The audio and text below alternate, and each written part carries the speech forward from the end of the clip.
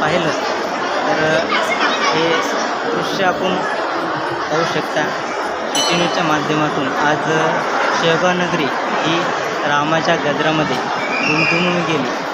खरं तर आज लाखो भाविक राज्यातूनच नाही तर परराज्यातून देखील भक्तगण या ठिकाणी आलेले आहेत. आपण पाहू शकता हे मंदिर देखील